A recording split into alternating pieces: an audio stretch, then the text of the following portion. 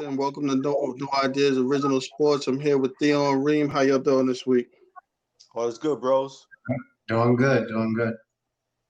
So before we got on, I guess we should just continue. We were having a conversation about the boxing matches last night. So Canelo and what's him? What I think is, again, I think it's definitely got to be the knockout of the year so far. Whatever. We saying, Theo, you continue talking about it because like we said, I don't think that fight was on Canelo's level. Yeah, his opponent, I guess he fought last night was definitely not a guy's level at all. At all. I guess shouldn't even be in the ring with him.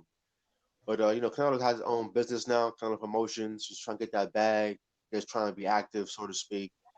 But that wasn't a good fight for himself, for his resume.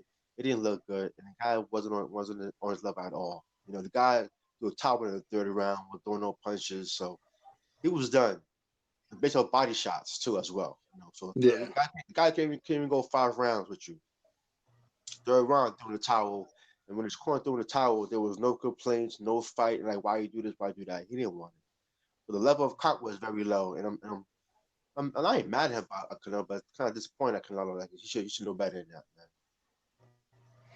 Yeah, for me, I didn't see it live, but of course, I seen the aftermath of it and read about it. And I agree with what you said, and I think I read or may have even heard that this Canelo's fastest knockout. I know before it was definitely the third round, but I don't. It was. Yeah, they said it was second fastest in the last 8-10 years. Second fastest. Yeah. So, like you said, I agree. It doesn't seem like, again, I didn't see it live, but it doesn't seem like the guy was on his level. I am happy, I guess, that Canelo is doing his own thing in terms of promotion. I always like to see these different guys basically take control over their own careers. So that part is a good thing. I just think it may have been even better if he would have opened up his own promotion, so to speak, with a bigger challenge. But on that note, I don't know what is a bigger challenge for Canelo. I don't know who's out there that is on his level, so to speak. Yeah, well, you had a fight coming up in May 8th against Billy Joe Saunders. So yeah. as far as a name and a very quality opponent, top 10 opponent in the division, is a very good fight. So it should be interesting. I mean, I look at it. I don't know if being his own promoter is a good thing because the way this whole promotion game is playing is like you almost have to be in with guys. Like he might have put himself in a position now where he's got to take lesser fights or he's got to take less money to fight people and all types of stuff because there's maybe like three or four groups that kind of run all the boxing. Right. And they basically they make the fights. I mean, that guy that he fought obviously wasn't at the level, but it might be hard for him to get those type of big time mega fights unless he's going to take concessions. Whereas if he was still, I think what was he? He was the top rank or Golden Boy. Golden Boy. He's with Golden Boy. Golden Boy could at least get him like those better splits and get him to the table on some of these things. I don't know if he'll be able to get there on his own and what the split, what the split will be like on those. I mean, I get the whole thing not wanting to pay somebody else to do it, and that makes sense. But if that person's going to get you to the table when you can't, so it's going to be interesting about Canelo. Right. But I would say this, that it wasn't much of a fight, but the Valdez fight, it wasn't much of a fight. But, I mean, anytime you see a guy get knocked down and fall forward, it's always bad. The forward fall, I mean, that's definitely got to be the knockout right now of the year. I mean, you guys got a chance to check that one out? Yeah, I seen that. Like you said, the guy was kind of like lunging forward, off balance, and ended up getting caught. Looked a little tired. I still think the knockout of the year, though, even though it wasn't quote unquote a professional fight, had to be the Nate Robinson knockout. Again, not professional, but I think that one had to be the knockout of the year. But the Valdez one was for a professional fight. It's definitely up there for sure. Yeah, Berchelt was favorite mentally fight. He's one of those guys like a throwback, all offense, no defense, So if he goes to the ring with somebody with some boxing skills, footwork, he's in trouble. That's what happened last week with that fight, man. Yeah. And also, a fight like that, man, take years off your body too, as well, man. That was a fight. Yeah. And I guess during the fight before knockout, a lot of announcers were saying it's top the fight. And you see his face was so swelled up, the eyes were shut, he was taking very, very serious punishment. So a fight like that would take years off your body, man, for sure. Yeah, agreed. Yeah, I definitely agree. I mean, there's only but so much of that you could take, and continue on. Yeah. So there's a lot of things we got, going on on sports this week. We got the Kyrie Irving with the Kobe logo thing. I mean, I'm kind of on the fence with it. I gotta say, because I mean, where do we set the precedence? Because remember at one point people were talking about we should change the Mike, we should change the logo to Mike. Now we're gonna change it to Kobe if he passed away, regrettably. What happens when Mike passed away? We're gonna change it to Mike, and then if LeBron passed away, we're gonna change it to LeBron after Mike. So maybe it'll be you guys figure out switching the logo thing. Maybe it'll be the Kareem Skyhook as the logo. Like you said, I'm on the fence with it. I like where he's coming from, I guess, to some degree with it, like trying to find ways to pay respects to Kobe and his family. So that part of it I get, but I think the logo should stay as is, at least for now. I know originally when Kobe passed away, it seemed like it was a little momentum to make that change, and then it kind of died down. So to hear Kyrie mention it again now, feels like he's maybe a few months late on it. But like you said, I get where he's coming from. It would be the ultimate respect for Kobe, but I think they need to leave it as is, at least for now. Oh, well, I'm sorry. I'm gonna say a few things. As far as the logo is concerned, Jerry West said that the photographer under the basket was taking various pictures for, I guess, a article or maybe some kind of collage. And out of all the pictures that he took for that game, that was the picture that stood out the most. So Jerry wasn't asked to be the logo. And then recently, I understood that Jerry, he's like, listen, I would love not to be logo no more.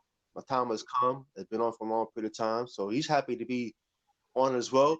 This is happy to be offered as well too. Logo as well. As far as Kobe concerned, I'm not offense on Kobe's death is hurtful. It's tragic, and I don't think that he should be the logo because he died. If he was living, it wouldn't be an issue at all. If he was living and he was voting who should be, he'll be in the middle, the bottom of the pecking order, behind Jordan and Kareem.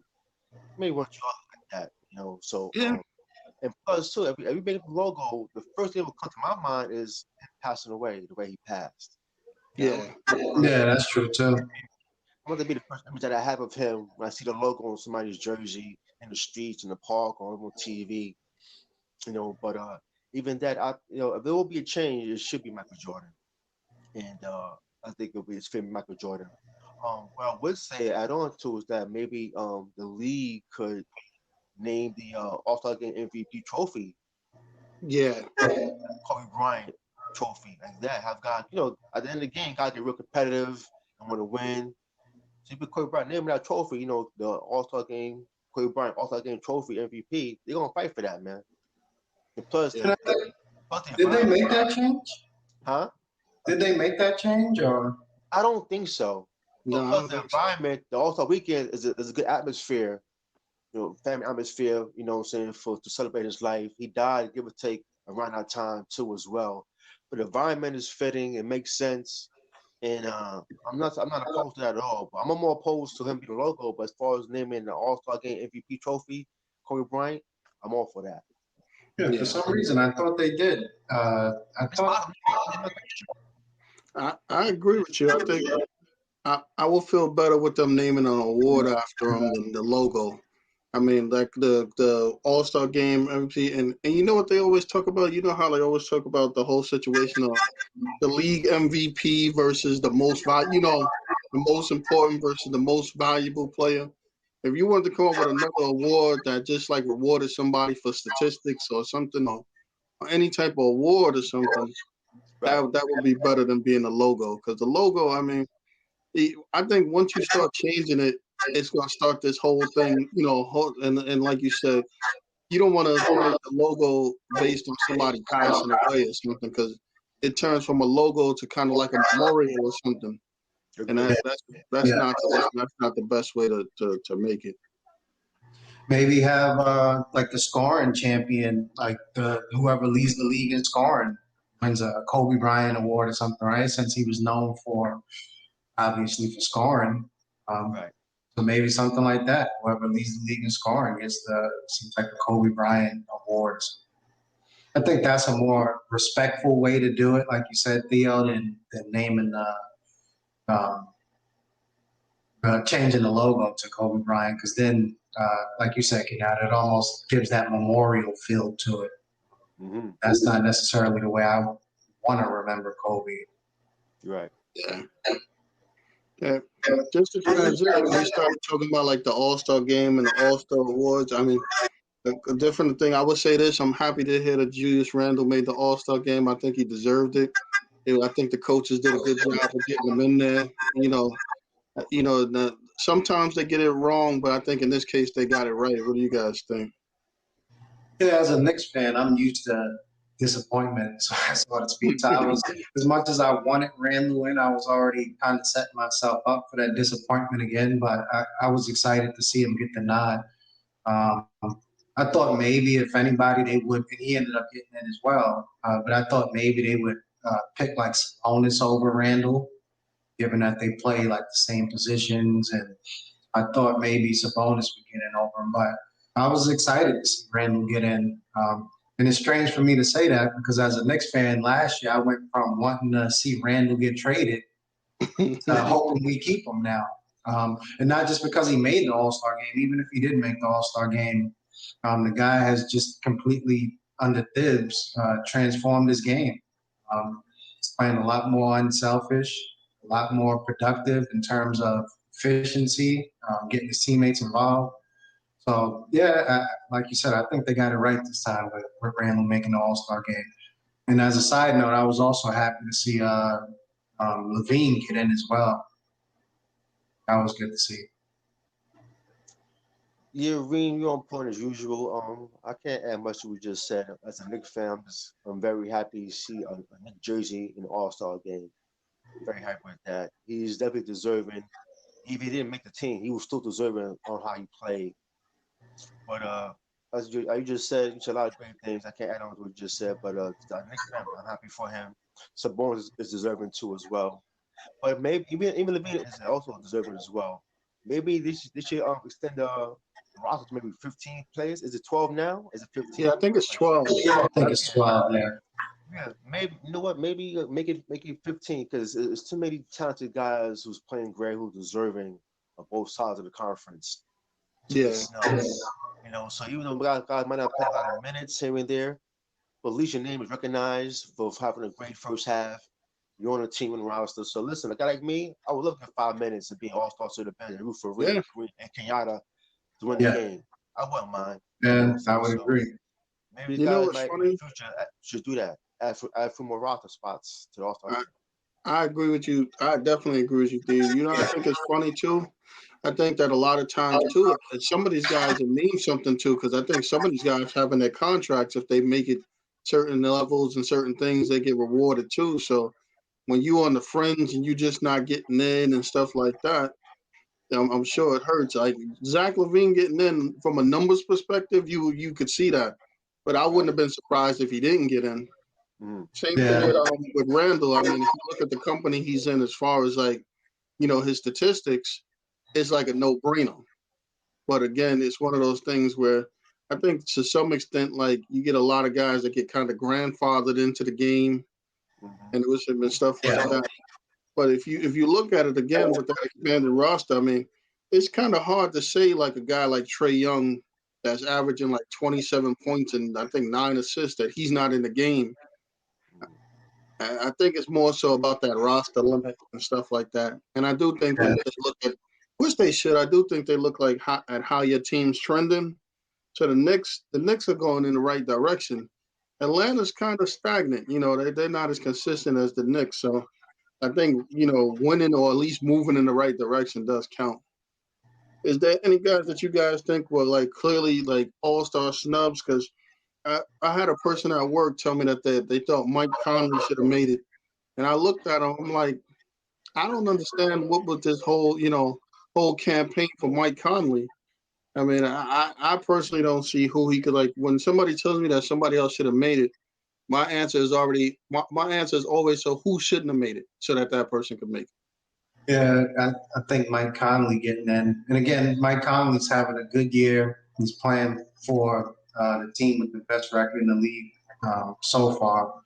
But like you said, I don't see who in the West, even if he was in the East, to be honest with you, I don't see who he would have beat out or should have beat out. So, yeah, I don't agree with Mike Conley. As far as snubs in general, I think they did a pretty good job this year getting it right. Like Theo mentioned, it would have been even better with an expanded roster because some guys were deserving, but even the guys that were deserving, like you mentioned, Trae Young, and I think he's definitely an all-star this year, but I don't know who he would have replaced. So yeah, Mike Conley, I don't agree with him necessarily getting in. I like the idea of expanding the roster so that more people who deserve to be all-stars get in. Even with an expanded roster as it pertains to Mike Conley, I still don't know if I would have picked him, to be honest with you. Even though he is having a decent year, still don't think I would have picked Conley.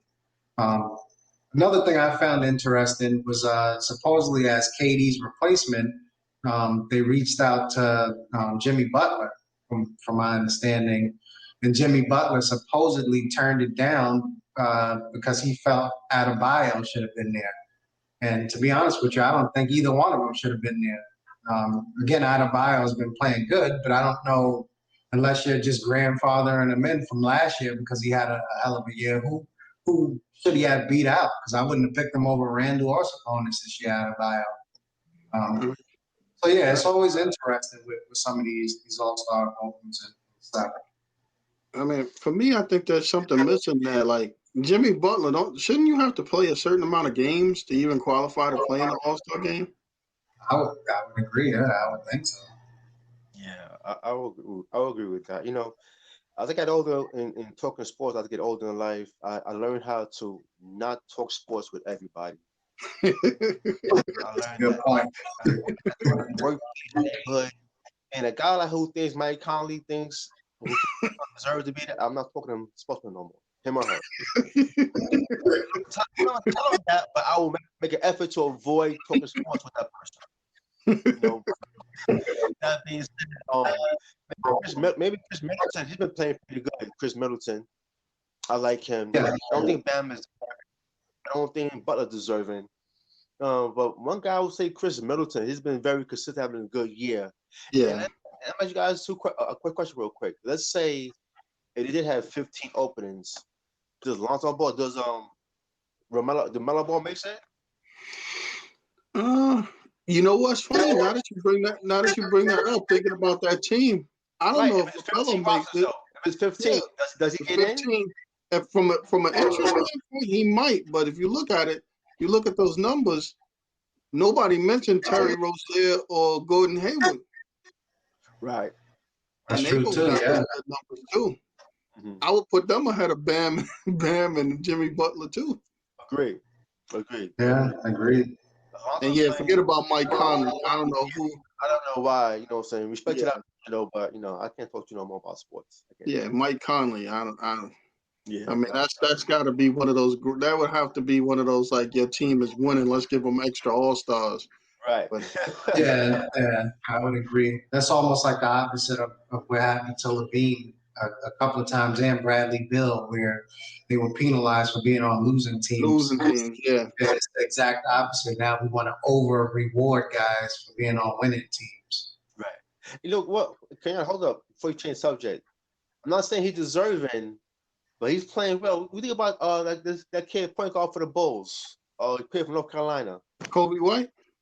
That kid's a problem. He's not deserving though. No, let me tell you, he's another guy he's another guy that if you expand the rosters, you got to give consideration to, because the Bulls quietly, I didn't realize this, and like you said, we were just talking about basketball. The Bulls are the 6th seed, aren't they, or something like that? Yes, they'll be a 6th seed. Yes. Yeah, the Chicago Bulls would be the 6th seed right now. When's the last time you heard that the Bulls was any type of seed in the playoffs? Mm-hmm. So they got something going on. Yeah, they've been playing well. So you definitely gotta consider them. Right. And then if you actually breathe in again, I'm gonna put it on the Conley line. If you ever even mention Conley, then there's a whole host of people that you gotta mention. You gotta mention Conley. Right. I just checked it out over here. They're still up in the playoffs, but they slipped down to the 8th seed, the Bulls. Oh, okay. At the moment they're 8th seed, but still, like you said, when is the last time you heard the Chicago Bulls this late in the season, and it's still, relatively early, being in playoff contention? Same thing with the Knicks. The Knicks are currently 4th seed, tied for 4th anyway with Toronto. And when's the last time you heard that? Right. And the Knicks are going in the right direction. I think Toronto's going in the opposite direction. Agreed. So that's something too. I mean, again, there's a lot of guys with that expanded roster. Maybe John Morant might have got a shot. The roster's expanded. Yeah, potentially. He's having a Did good Jamal year. Murray make it? Nah, he didn't have that good a season in the first half. Yeah, he didn't play too well. I know Jokic definitely did. He's automatic, man. Yeah, he's an MVP candidate, I think, which is strange too, because you'll have certain guys who are in the MVP talks and barely making it to the All-Star game. So it's always interesting there too, because the fans have a huge say in the starters. Coaches obviously put a guy like Jokic in there. But yeah, it's interesting. You'll have guys that are MVP candidates who barely make the All-Star team. Yeah, you're definitely right. And going into the All-Star game, like you said, KD is getting replaced or something for his injury and stuff. But the Nets still, last night they lost to Dallas because I guess Kyrie had a shoulder thing. He was out or something. Before that, they reeled off 8 straight wins. And I think James Harden's kind of running the show there or something. He's kind of taking the reins there. There's no KD. I don't know if he played in any of those 8 games. Did KD play in any of those games? Maybe the first one, if any. So James Harden's kind of taking. Yeah, he's been out for a while, KD, and I'm not sure when he's coming back. But like you said, Harden is kind of taking over the team, which obviously he's shown that he's capable of doing. That's what he did most of his career in Houston. And even in OKC, if you remember down the stretch in a lot of those games, when it was him, KD, and Russ, Harden had the ball in his hands a lot of times down the stretch of those games. So I'm not surprised there. I'm a little concerned about the Nets, though, not so much about KD's hamstring, but hearing about Kyrie's shoulder worries me a little bit, because that's the same. This shoulder injury keeps popping up. I know he's had some type of shoulder impingements or whatever it is in the past. So to see him missing a game now, which due to shoulder recovery, as they call it, is a little concerning. I think KD will be back from the hamstring. No need to rush him back. But I just hope Kyrie is healthy to finish up the second half of the season going into the playoffs. It's a little concerning. Not only that, I'm a little concerned, obviously, about the depth of the Nets in the front court as well. I still think they need to make another move or two there to shore up that front line if they can, that front court. But overall, yeah, Harden is taking over, and they look pretty good. James Harden has elevated his game while sacrificing. Yeah. That's a good point. Yeah. You know, him being in Houston, we living in the East Coast. You see him maybe doing Sunday nights or certain games Tuesday night on TNT. But him being in Brooklyn, we see him way more often now. Yeah. So we can evaluate him way more often, evaluate him more than we could have in the past. Was in Houston, and that guy is outstanding. Yeah. I wasn't even a big James Harden fan. I'm a Harden fan now, or at least giving him his flowers. This guy can do everything. Yeah. He's playing defense. He's a point guard. Yeah. He got vision. He makes people better. He can shoot. You know, he can score at will. You know, he's not selfish. You know, he elevated his game and still sacrificed at the same time and made the team better. When Kyrie said, "Listen, you're the point guard while on the court," that says a lot. Yeah. Yeah. Agreed. I would agree. I definitely agree. To Kyrie's credit, he realized, listen, I'm better off playing the 2 guard position. Let James play the 1. Yeah. Better facilitator than Kyrie. He just is. Always was. Just is. Yeah. Yeah. And Tim just found with James Harden playing the point. James Harden, playoff time though, you gotta show up though, man. You have your numbers though, but time shot. Say the playoff time. Regular season, man, you always do your thing though. But you know, look right now, you balling out, man. Props to you. Yeah. Yeah. Kareem brought up, you know, having to make roster moves and stuff, and we've been hearing about some different trades and different things out there or whatever. I mean, one thing I'm hearing about is Kyle Lowry to the Sixers. You know, in particular, I mean, when I look at that deal, I don't think that I personally don't think that takes them over the edge, you know, or puts them over the level. I think it'll stabilize that position, but how's it going to work with Ben Simmons handling the ball most of the time too? I like Lowry going over there, but that's a good point. I haven't quite figured out what do you do with Ben Simmons at that point. Do you move him to what position does he go to? Because it makes no sense, let's say, to bring in Lowry and still have the ball predominantly in Simmons' hands. Lowry is a decent shooter, but you don't need him to play spot-up shooter. You're bringing him in, like you said, to shore up the point guard position. But I like the move in the sense that Lowry is from Philly. So you're bringing him home. The guy is tough, Lowry. He's another guy. He's a great defender, too. So I like it from that respect, from that regard. But like you said, I'm not quite sure what you do with Ben Simmons then. Because we all know Ben Simmons can't shoot. So if the ball is in Lowry's hands, what is Simmons doing? Is he posting up? Is he standing in the corner? I don't know what you do. So I guess that's on Doc Rivers to figure out if they do bring in Lowry. But overall, I like it because I like the toughness that Lowry brings to that team. I think he's a good leader, Lowry. And that's something that Philly, come playoff times, always seems to lack. And B gets into his antics where he starts getting a little immature out there doing certain things. And I think a guy like Lowry will kind of sort of keep him in check with some of that stuff, as well as Doc Rivers, too, being the coach. So from that regard, I like it. I just, like you mentioned, Kenyatta, I don't know how Ben Simmons fits into that equation. Surprisingly, I'm not a big Lowry fan, but I respect his game. And he played well last year or a few years ago when he won a championship. He could spot in that corner, man. You know, let Ben Simmons run the point, fast break. He could run out to the spot, the corner 3, shoot that 3, or even vice versa, depending how the ball bounces. You know, he gets the rebound, he runs to the fast break, and Ben Simmons in the fast break, he's gonna finish. Yeah, hit for the He's a lane. big boy, he's gonna finish. So I'm quite sure Ben will mind, you know, saying running on the sidelines with Lowry passing the ball, going for a dunk or a layup or putback where it is, you know. So I can see it happening. I don't think it's a big issue than people realize, because I don't think Lowry will come into the team trying to force himself to be the point guard, you know. So if Ben has the ball in his hand, he could be in the post. The problem in the post too is a big boy, you know. He draw a double team, kick out to Lowry, spot up, you know, and Lowry make his jump shots. But it could work. I could see it working for sure. I think both of you guys make good points because when I look at it, Kareem brought it up, and you were saying that Lowry would adapt to what's going on.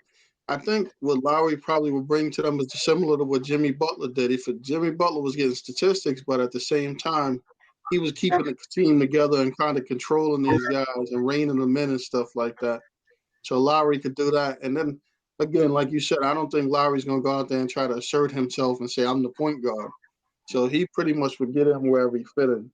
But it probably will work against them. I don't know if it would take, catapult them to the top, but Right. I think it will work for them though. Some of the other things that I see going on in the league is I think that a team like if you look at a team like the Lakers, the Clippers, and the Nets, and those maxed out teams, I think they're waiting kind of for that buyout market because they really cap strapped right now. I know they said the Nets have some kind of trade exception, but realistically, I mean, to find, I don't even know if you could find a big man that you would want at those type of prices or something. I mean, do you want Hassan Whiteside? Apparently, nobody seems to want Hassan Whiteside or something. I mean, I think a lot of things. I think the Lakers might be getting an injury exception too or something. They have one of those.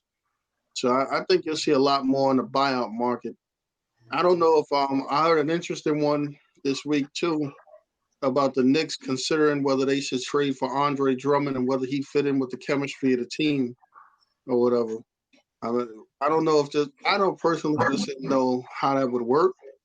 I think from a skill standpoint it definitely would work, but you would have to change. The future would change dramatically. Like I couldn't see you bringing in Andre Drummond and not want to sign him long term. And with him, and if you brought in Andre Drummond and considered him signing him long term, what does that say for like Mitchell Robinson or something like that?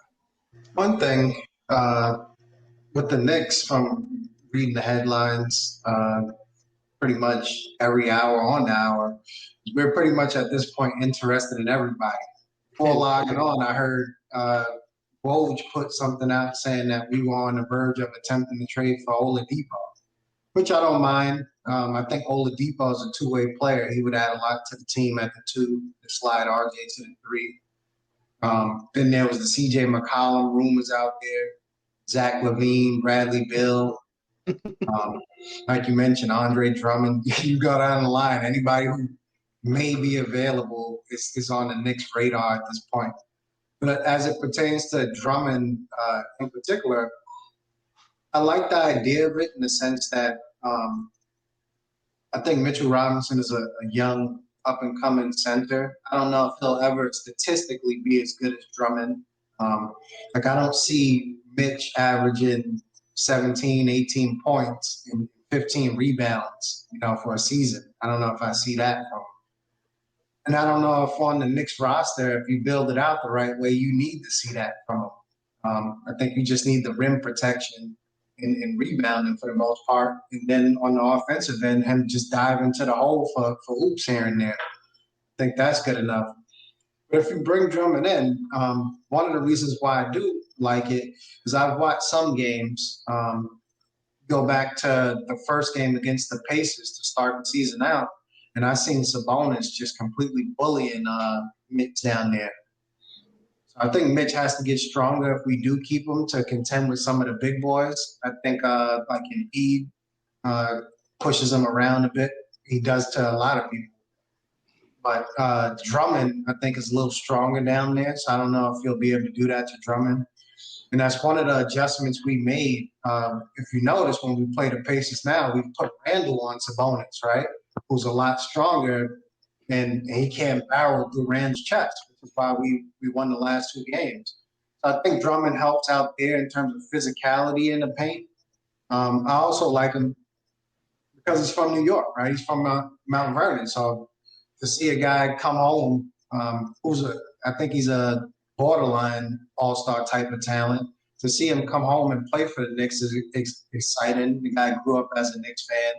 So I'm not opposed to that. But if you do it, like you said, you got to figure out what you're going to do with Mitch, because I don't think those two can coexist. I think Drummond and Randall can, for the simple fact that Randall can play from outside.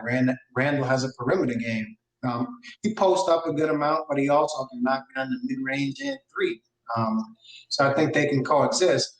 If you decide to go that route, then I think you have to trade Mitch for either picks, some young talent, maybe a small forward. Seems like we're lacking there at the small forward position. So yeah, I'm not opposed to bringing Drummond in. I like the idea. I don't know if that's how it should be our number one priority. But at the same time, depending on how long Mitch is out, I would say we got to do something at that center position, whether it's Drummond or not, because I don't think Noel can continue to play as well as he has. And then you think back to yesterday, Gibson just went down with an ankle injury, so I'm not sure if he's back or not. We got to do something at the center position. So maybe Drummond it is. The buyout market is thin for big men right now. You know, Yeah. the Lakers or Brooklyn in particular, those two teams, they could use a Hassan Whiteside or they could use Drummond. Yep. That's why the Nets cut 3 guys to have space to, I guess, sign Drummond, so to speak. Yeah. Even Whiteside, I could see Whiteside, being a good addition to the Lakers. He provides rim protection, which they don't have right now because Dwight Howard was maybe McGee and Howard might be available again to a trade, or maybe do a buy it as well. So you never know. The Lakers need too. So I guess Whiteside would be good for him as well, and maybe bring back Dwight Howard if he is bought out. I haven't heard that. I'm just throwing it out there. Yeah. Yeah, as well. Drummond to the Knicks. I have no problem. I don't want to trade for him. I got you. If he's bought and we sign him, add on to what we already have. I love that. No problem. But I think him and Randall would be a very good duo with size, rebound, and both tough.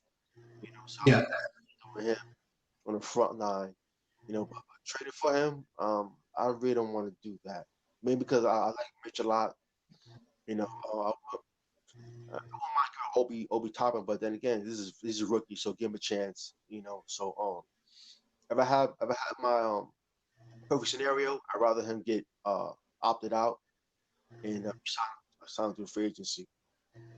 Yeah, I understand what you're saying, Theo. It makes sense because you don't really want to give up any young assets or anything to get Drummond.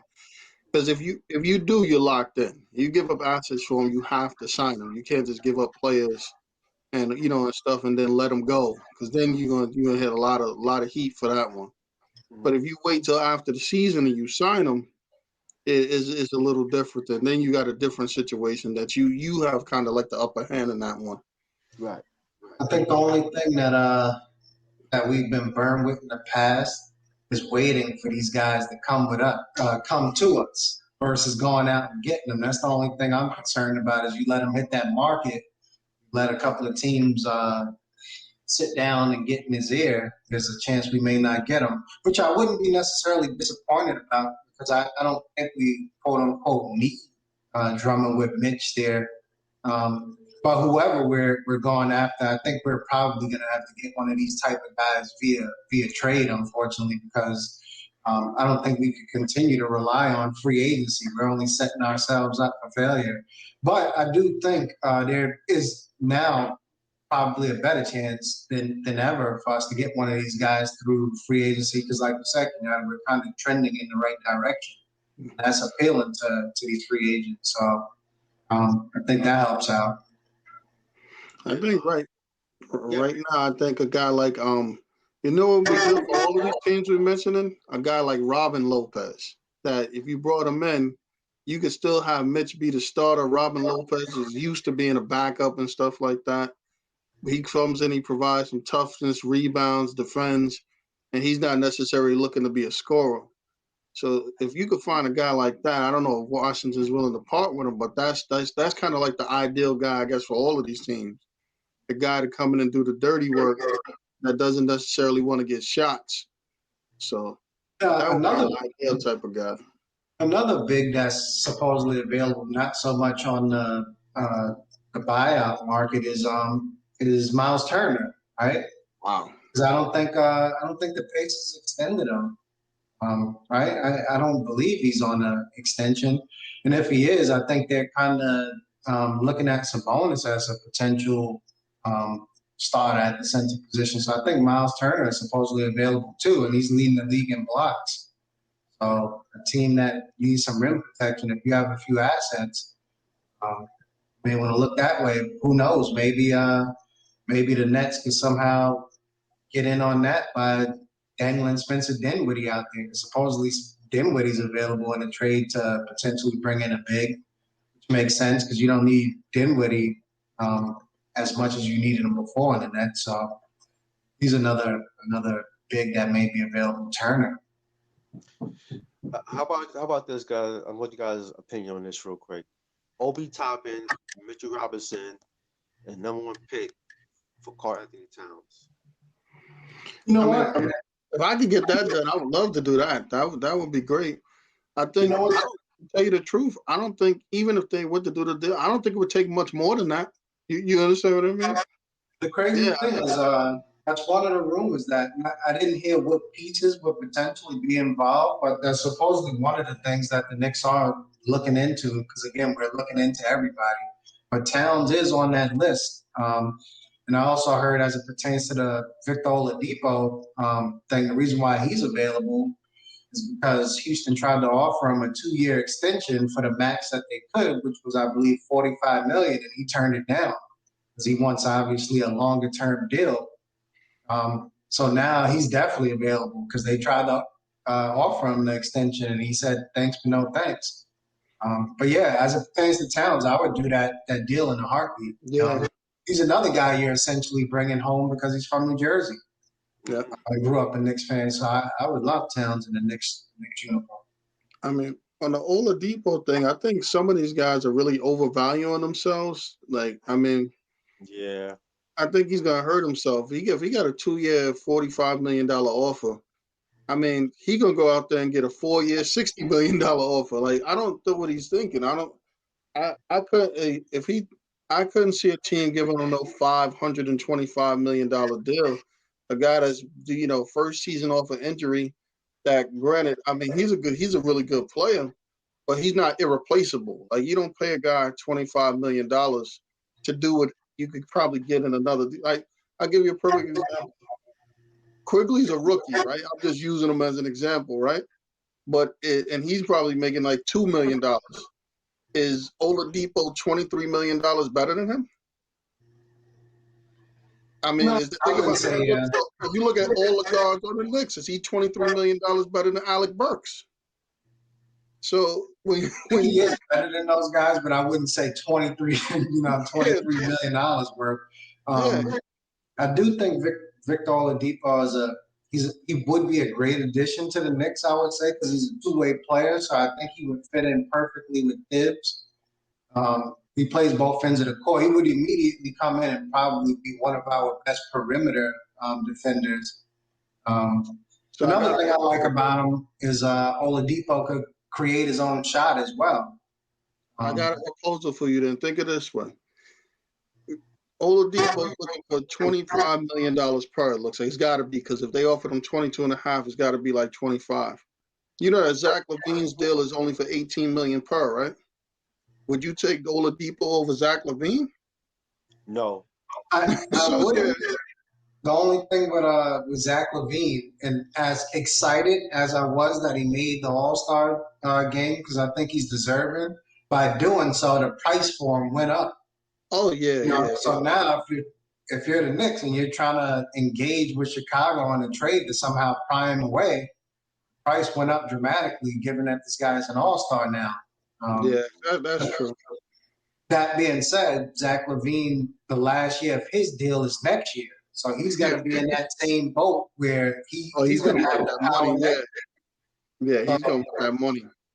So the Bulls better do something quick, because if he really doesn't have any intentions on re-signing back with them, they're going to have to move him or lose him.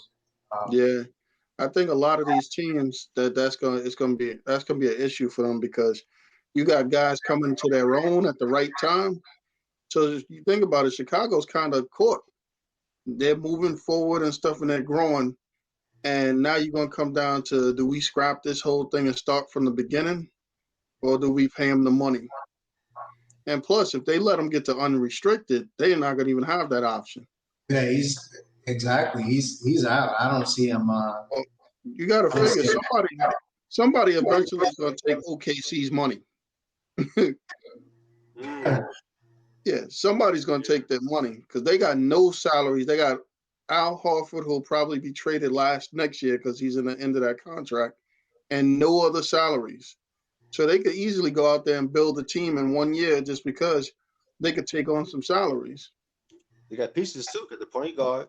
Yep. Yeah, Alexander's good. They're gonna have to pay him, but yeah, he's there. He's good. Yep. Yeah, the other So kid, that's the type of good team too. I would be concerned about. Because I mean, there are some other guys available. I heard the Spurs are kind of trying to gauge what they could get for DeRozan and LaMarcus Aldridge. They're both out there. I mean, the only problem with trading them is they both still owe a good amount. Well, they both of them in the last year of the deals, I think. But that's still like $10 million a season, a lot of money for the rest of the season for both of them. And I'm looking at it now. I don't blame them for necessarily gauging to see what's out there for those two guys. But they're right now, I'm looking at, they're the 5th seed in the West. Yeah. Do you really want to, I don't think they're legitimate title contenders, but do you want to, as the 5th seed, start going to make reckless moves just for the sake of it? Unless somebody blows you away with an offer for either one of those guys, then from them, I'm holding on to them and just riding it out. We're in the playoffs right now. We're playing well. Yeah, that's true. So this week, Theo brought up an interesting question. We got a couple of guys out there in NFL that's looking. One guy is making me laugh. Russell Wilson is crazy. And we got Deshaun Watson. Russell Wilson's the only person in the world that doesn't want to get traded. But if I do, I got 4 teams that I would like to go to. But I don't want to get traded, though. But I never heard of such foolishness. And you got Deshaun Watson. I mean, out of those two, who would you want? Who would you want if you had to trade? If you could trade for either one of those guys right now? Oh, that's a good question. I'm a bit conflicted on it because on one hand, I like Watson. He's younger than Wilson. Not as much experience, but he's definitely top-notch quarterback. But on the other hand, I do like Wilson's experience. The guy is a winner.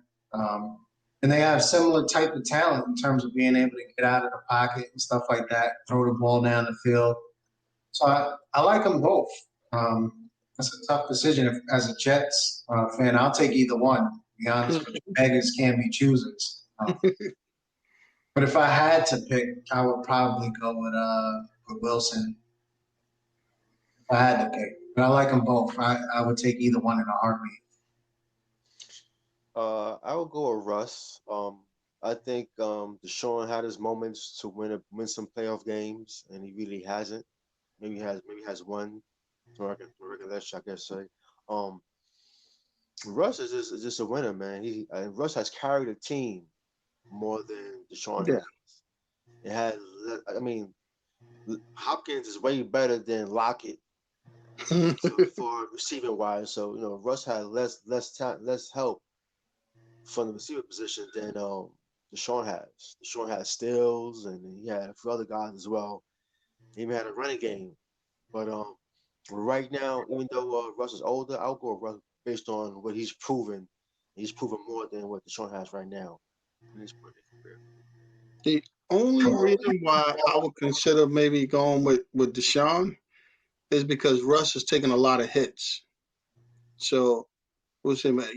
Accumulation of hits over time. I mean, for me to bring on Russ, I will have to make sure I had a shored up offensive line. Because to bring him in and take a bunch of hits again or something, eventually your body, whether you're courageous and the stuff you could do, your body's going to answer or take that toll. But I think Russ has been the most sacked quarterback in like the last 6 years. Deshaun too, by the way, too. He's up. Yeah, they are. Yeah, they both get sacked way too much.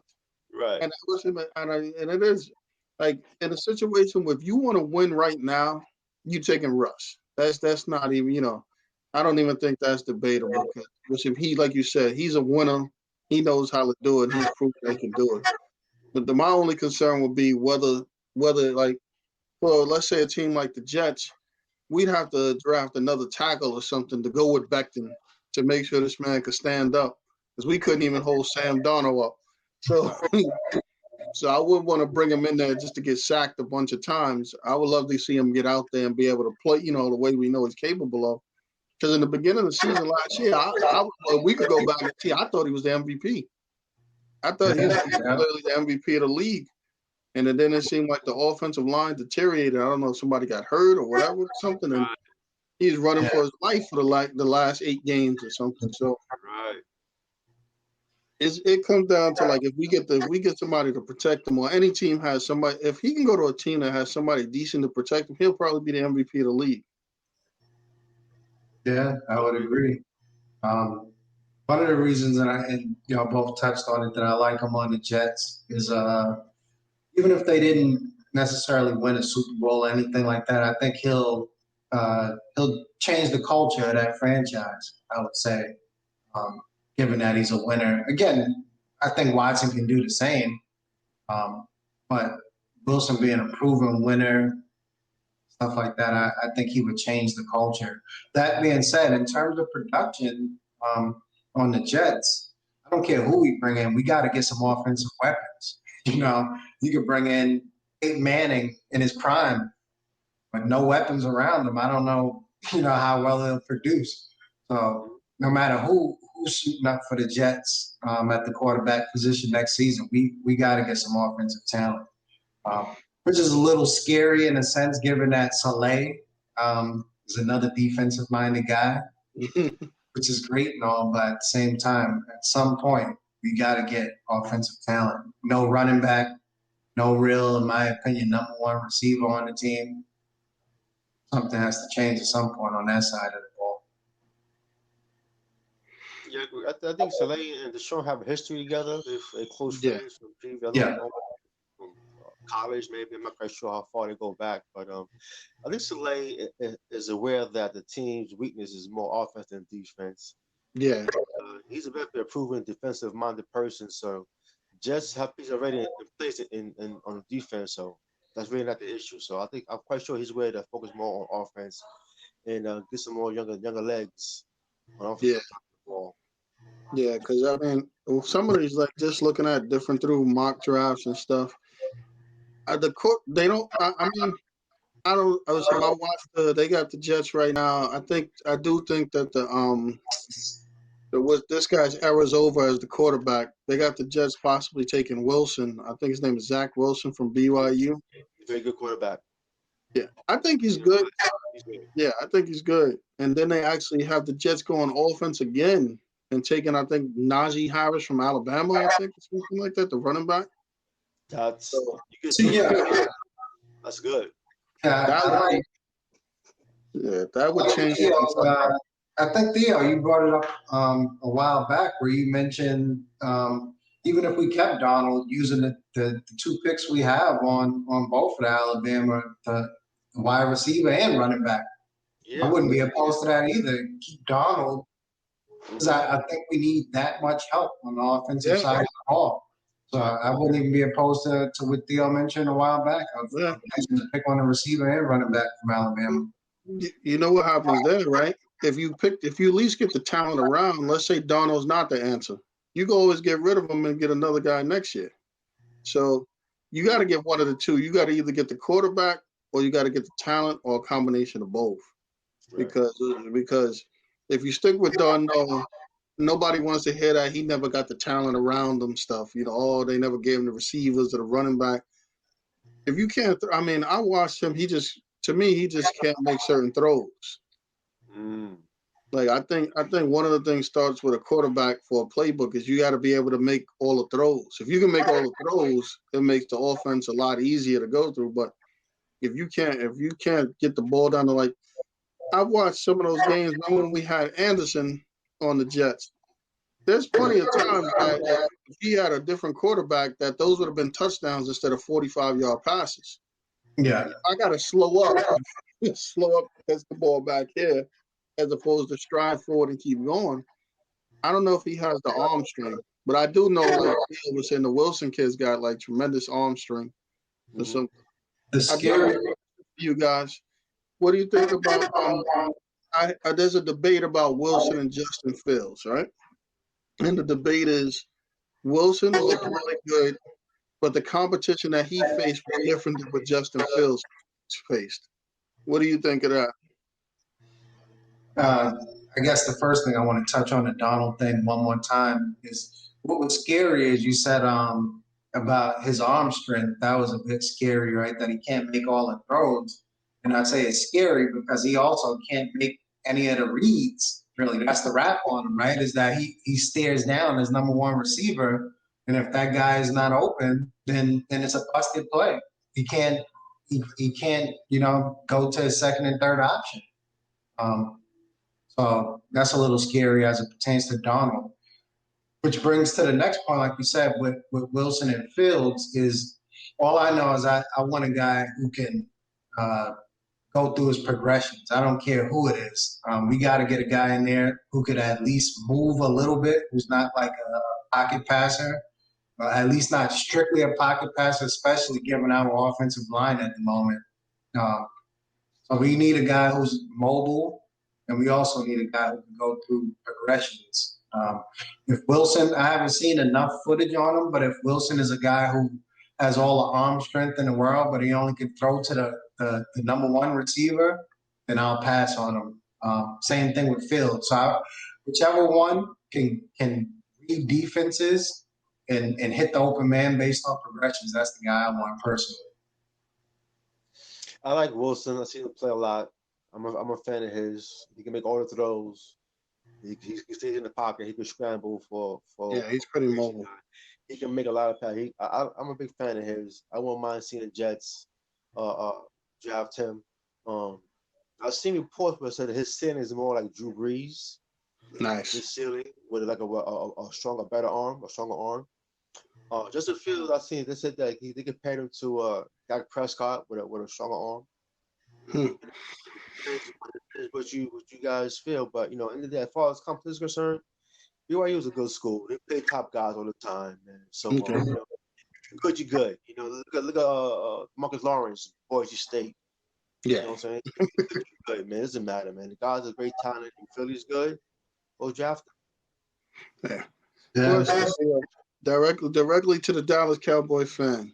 Mm-hmm. Would you consider trading Dak Prescott? Because I've heard some craziness like that about possibly trading Dak Prescott and taking another one of these other guys. Would you consider doing that? I like Dak Prescott. I think he's a back-end top 10 quarterback. Yeah. I think he's shown that he can make plays. As far as Kyrie goes, we have no defense. This is why he's always on the offense. This is why he's always on the field all the time. Offense, I think we can't stop nobody. Yeah. The problem is not really the money. The problem is the years. I got you. We went from 4 years, now it's 3 years. Cowboys 5 years. He got even lower now? Now I'm here 3 years. Now, wow. The Cowboys went 5 years because with 5 years, you can restructure his contract to get other players. So you can't do much restructuring on a 3-year deal. Yeah, that's true. I don't think they wouldn't mind giving him $40 million. At the end of the day, it's a market price, no matter how you feel about him. Yeah. So if Kenyon Ream is worth $15 million, you feel he's worth 10, and about that, market value 15. Just get him in $39 million or $40 million, and move on. What's going to happen is you're going to wind up losing this kid. Yeah, that's yeah. If you tag him again, you can't tag him a third time. And they'll let him come back from a broken ankle and ball out. They don't even sign him. Now you want $45 million. Yeah. See, you know what's funny about that franchise tag thing? I think that years ago it used to be looked at as like a anchor. But if you're smart, look at what Kirk Cousins did. Kirk Cousins is probably one of the richest quarterbacks in the history of football. He played on two of those franchise tags and made $60 million. Yeah. And then went to the Vikings and got another guaranteed $80 million. Guaranteed. The whole contract was guaranteed. Yeah. The whole deal was guaranteed. The whole deal was guaranteed. The whole deal. So guaranteed. This dude made $144 million in 5 years. Yes. Yeah. Franchise tag me every year at 35, 40 million. Yeah, exactly. That's why people like Dak Prescott won't want that. If he wants a 3-year deal, you gonna tell me with the Raiders quarterback size, he's not gonna take a franchise tag of $38 million? That's what it is this year. Yeah, he gonna take that. I don't see him leaving. Oh, yeah. But the way they're going about it, man, they're gonna piss this kid off, man. He'll know what the hell we got. I'm going, man. Because some teams are the quarterback away. Put Prescott on the Bears right now. Oh yeah. Yeah. Yeah. You know, I know the Colts got Wentz, but put Prescott on the Colts right now. Yeah. I will tell you this: if the Jets don't draft a quarterback and they play that game with him, the Jets will definitely pay him the money. You said the kid. I would. Yeah. I'm a fan of Dak. I think he can make plays. I think he's a smart player too. You know, and also too, he gets guys revved up for the game. He guys ready, motivated, team player. He's what I'm looking for, but yeah, he gets you hyped. He's ready for the game. Yeah. Man, you know what I'm saying? So listen, anybody who wants Dak, man, or have Dak in his squad is an asset, man. Yeah. And he earned an additional $10 million per just by going down and how bad they look without him. He earned more money by being injured, you know. Right.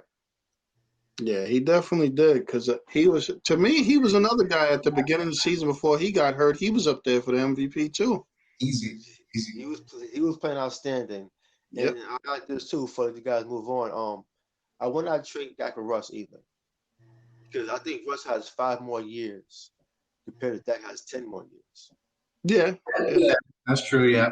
Even Watson too. You know, Watson has 10 more years. I think. Yeah. Russ has 5 good more years compared to Dak and Russ. Deshaun 10. So. And you know what? It's funny you say that because that's probably one of the possible scenarios that's out there, especially after Russ said one of the teams he will play for is the Cowboys. Yeah, he's just trying to move. He's just trying to get what he wants. That's it. I don't see it.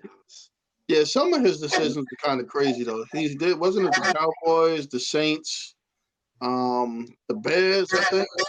Yeah, those 3 for sure. I recall those 3. Cowboys, the Saints, the Bears, and who was the 4th team? I'm not quite sure. So San Fran? Was it? Yeah, it was San Fran. Yeah. So, I mean, I guess those might be places he wants to live. Or Sierra wants to live, one of the two, right? Yeah, one of the two or something. Let me ask you Jeff fans real quick. You said Garoppolo. Who you rather have right now? Garoppolo, Darnold, or a QB from the draft? You know what's funny? It's crazy because if I could get Garoppolo for not a lot, I'll take him and draft another position in need. Because to me, I think Garoppolo's not. We've seen he could play. He can make all the throws. He can really play. It's just that getting past that injury thing. If you get him a decent backup, I'll take Garoppolo. Right. Listen, plus 2, he knows the offense already. Right. So that helps. Yeah. Right. Plus, I mean, especially with all this COVID stuff, you don't like the practice time and all that stuff's going to be an issue. Mm-hmm. I would take Garoppolo, and if I could get another player with a second pick that'll be more helpful, or even trade that for some other picks, more in the first round and stuff like that, I think I would take Garoppolo. Yeah, me too. I would probably take him for, like you said, for cheap. I'm not going to give you. He might get cut, I heard, or something crazy. I wouldn't trade no second pick for no Garoppolo. Yeah. That I wouldn't do. I don't say get cut either. I'm sorry, Irving. Go ahead. Yeah, I was going to say pretty much what you guys were already saying. I would take him. Kenyatta hit all the points. I would take him for cheap and just use the picks elsewhere because we need that much help. I might even give him that late first round pick, that 23rd pick. I might give him that for Garoppolo. I would do that. Yeah, I may do that too. Not the higher pick, 23rd, 24th pick. Yeah, I would give it to him. Yeah, I would give him that for Garoppolo. I think sad to say, I think they might do that deal. I think so too. Yeah, at this point, I think they would do that deal. Plus, there's some extra added benefit in there. We get to piss off this dude on the Patriots. Oh yeah. Piss him off to no end. His boy, yeah. I don't got Tom Brady, and now they got Garoppolo on the Jets. Pissed off. You got to sign Cam Newton back. He don't want that. Yeah. He not. Cam Newton need to leave them campus alone. Him and you get into a campus now. But yeah, I would consider the Garoppolo thing definitely. Okay. That's not a bad.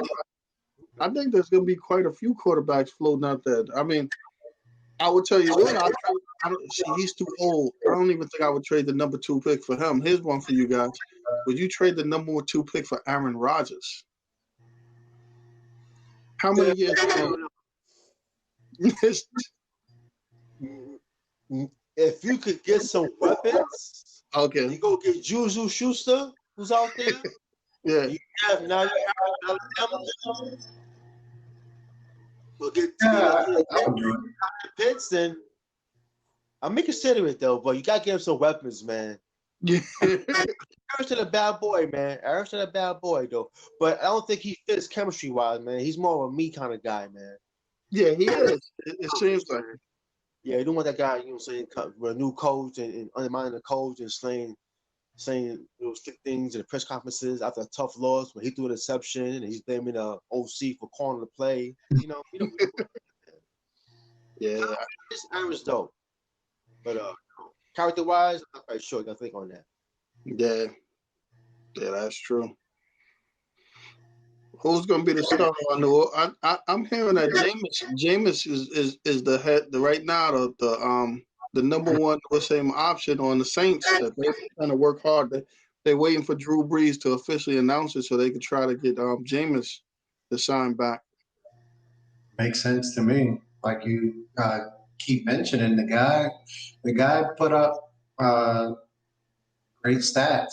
Be a little reckless, obviously, given the interceptions, be a little reckless with the ball, but I think you could teach a guy to tone that down a little bit. I don't know if you could teach a guy to throw for 4,000, 5,000 yards. So, yeah, I would be excited if I'm them to bring him in, to re-sign him. Drew Brees coming back, man. He's coming back. I just saw him, you know, best pressing some weights. You know, he's getting it in, man. You know, I mean, maybe to work out. I get it. I don't know. Yeah, but he may. He gonna come back, man. He gonna come back. You know. I will tell you this. The state's right there. As Pete's concerned, they're right there. They stay healthy. At piece here and there on both sides of the ball, they can win it. I will tell you that I think that Jameis Winston will do better on that on the Buccaneers with Michael Thompson and the guy from San Francisco, because those guys don't have butterfingers. The ball don't bounce off their hands or chest 30 times a season. Right. So I think it's better with those guys. Yeah. I think they have weapons. Yeah, he has weapons there for sure. Yeah. You should go to the Bears, Jameis. Go to the Bears, man. Never know. Yeah, he can. Not a bad idea. I think he really will have some options. Mm-hmm. I mean, he'll be smart. He's smart. He'll take one of those Bridgewater type of deals. Right. Bridgewater got like a 4-year deal for $60 million. They guaranteed like 40 of it. Right. Listen, if you never become a major player in the game again, you got enough money that you're good for life. Right. Yeah. So, that's what, if I was him, that's what I'd be looking at. Who's going to pay me, give me the most guaranteed money? Which I know everybody's dream is to be a starter and all the rest of this stuff. But think about this. The dude that's on the Bears now that was the backup on the Eagles. Yeah, he went out there. Yeah, Foles went out there, won that Super Bowl, got that big money, and I don't think he cares whether he starts, sits, or anything now. Mm-hmm. Yeah, he cashed in. And on top of it, like you said, he already got his ring. So I don't think he cares. I'm sure deep down inside, most of these guys would like to start.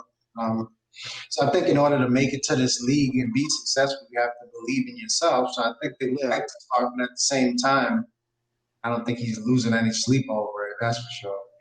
Yeah. Would the Patriots take a chance on Ryan Fitzpatrick? I think he's still serviceable. If they can't get anyone else, then why not? Fitzpatrick has been around, that's for sure. Why not? If you can't bring anyone throw the ball, we know that. I like Ryan a lot, man. I like him on the Jets.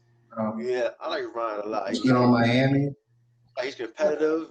He's more of a gambler. He's a gambler too. He'll throw the ball real tight in the pocket. You know what I'm saying? Yeah.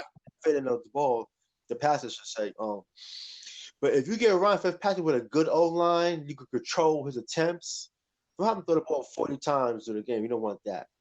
Yeah. Maybe like 25, 30 times, depending how the game is flowing. A good run game. He could be a problem, man. He could be a problem, man. He could win games. He could be problems with the right setup. He could be a problem. He really can. I agree. Yep. So we had another thing happen this week that was kind of like a tragic thing. We had Tiger Woods and him in the car accident. I mean, for one thing, it's good to hear that he's in positive spirits.